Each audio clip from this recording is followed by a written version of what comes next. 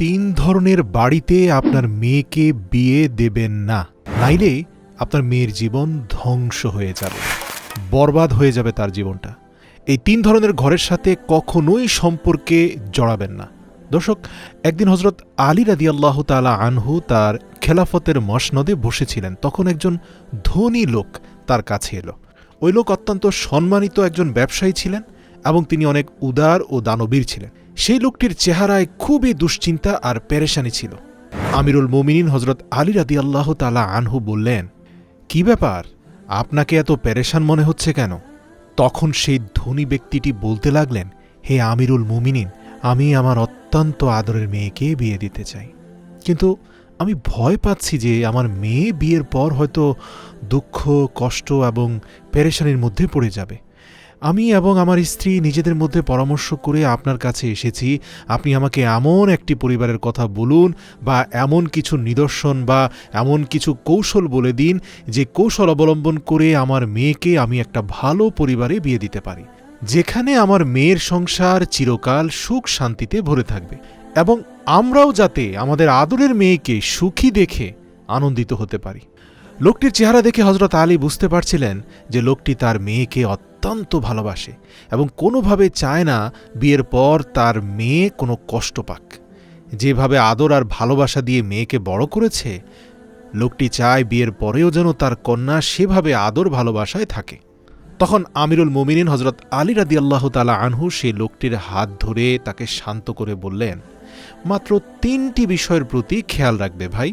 আমি জানি প্রত্যেক বাবার ঘরেই তার মেয়ে রাজকুমারী হয়, আর বাবা তাকে নিয়ে চিন্তিত থাকে। অনেক বাবারা তো ঘরে প্রাপ্তবয়স্ক মেয়ে থাকলে 4 দেয়ালকেও ছোট মনে করে, ভয় পায় গরম বাতাসও তার মেয়েকে স্পর্শ করতে পারে। অতএব তোমার টেনশনের কোনো কারণ নেই।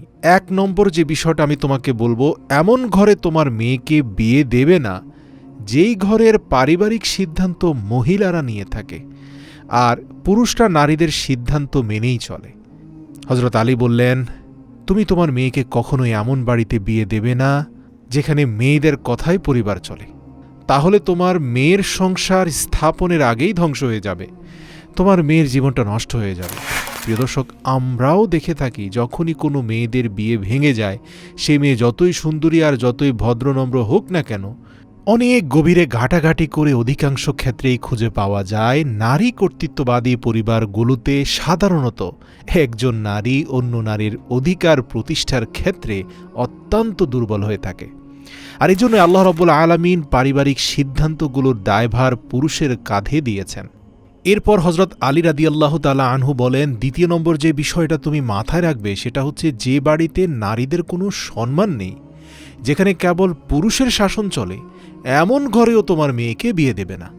হজরত আলী যুক্ত করে বলেন, আমার আগের বক্তব্য শুনে তোমার মনে হতে পারে যে পুরুষ কর্তৃত্ববাদী ঘরেই মনে হয় মেয়েকে বিয়ে দেওয়া উচিত, যেহেতু নারী কর্তৃত্ববাদী ঘরে বিয়ে দিলে আমার মেয়ে অসুখী হবে, তার সংসার ভেঙে যেতে পারে। কিন্তু না, হজরত আলী তার নিজের কথাকে ব্যাখ্যা করে বিশ্লেষণ করে বুঝিয়ে বলেন যে এমন ঘরেও তোমার মেয়েকে বিয়ে দিতে পারবে না যে ঘরে নারীদের কোনো সম্মান নেই।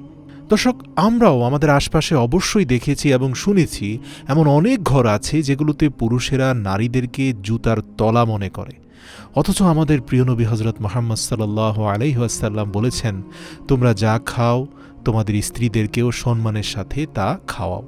তোমরা যে মানের পোশাক পরো তোমাদের স্ত্রীদেরকেও তাই পরাও। তাদের সাথে সম্মানের সাথে কথা বলো। তারা রাগ বা তোমার উপর অভিমান করলে নরম ভাষায় তাদের অভিমান ভাঙানোর চেষ্টা করো। পবিত্র কোরআনে আল্লাহ তাআলা বলেছেন, তারা তোমাদের পোশাক, তোমরা তাদের পোশাক। কিন্তু এমন কিছু পরিবার আছে যেখানে ইসলামের নাম ভাঙিয়ে পুরুষেরা শুধু নিজেদের শ্রেষ্ঠত্বকে প্রচার করে এবং স্ত্রীদের বিন্দুমাত্র সম্মান দেয় না। আবার এমন কিছু লোকও আছে যারা বউদের উপর অত্যাচার করতে পারলে খুশি হয়, পৈশাসিক আনন্দ পায়। বউদের উপর অত্যাচার করাকে বাহাদুরি মনে করে, যদিও স্ত্রীর উপর অত্যাচার করাটা পৃথিবীর সবচেয়ে বড় কাপুরুষতা। নবী করিম সাল্লাল্লাহু আলাইহি সাল্লাম স্পষ্ট বলেছেন, স্ত্রীর উপর অত্যাচারকারী জাহান্নামে নিজের গর্ত নিজেই খুঁড়ছে। তাই কোনো ব্যক্তির উচিত নয় তার মেয়েকে এমন জায়গায় বিয়ে দেওয়া যেখানে নারীদের সম্মান করা হয় না।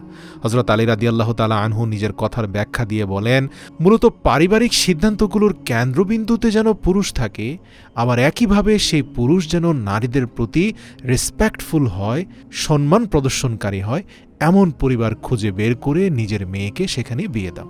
এমন জায়গায় বিয়ে দাও যেখানে স্বামী তার স্ত্রীর সাথে ভদ্রতা, নম্রতা এবং সৌহার্দ্যের সাথে আচরণ করে, যে তার স্ত্রীর হক আদায়ে কোনো প্রকার ভুল বা অবহেলা করে না, যে তার স্ত্রীর প্রতি এমনভাবে আসক্ত থাকে যে সে কোনো অপরিচিত নারীর দিকে ফিরেও তাকায় না, যে ব্যক্তি তার স্ত্রীকে তার ভোগ বিলাসের বস্তু মনে করে না, এবং যে তার স্ত্রীর গুণাবলীর দিকেও তীক্ষ্ণ নজর রাখে, শুধুমাত্র দোষ খুঁজে বেড়ায় না।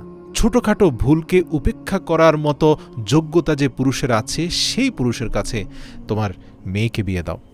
কারণ নারী মানেই কিছু ছলনা, কিছু ভুল ত্রুটি থাকবেই। আল্লাহ রাব্বুল আলামিন এভাবেই তাদেরকে সৃষ্টি করেছেন। তুমি এমন পুরুষের হাতে তোমার মেয়েকে তুলে দাও যে অসুস্থতায় তার সেবা করবে এবং দুঃখের সময় তার প্রেমময় উদারতা, দয়া এবং আনুগত্যের প্রমাণ দিবে, যে তার স্ত্রীকে পর্দায় রাখে, স্ত্রীর ইজ্জত ও মর্যাদা রক্ষা করে।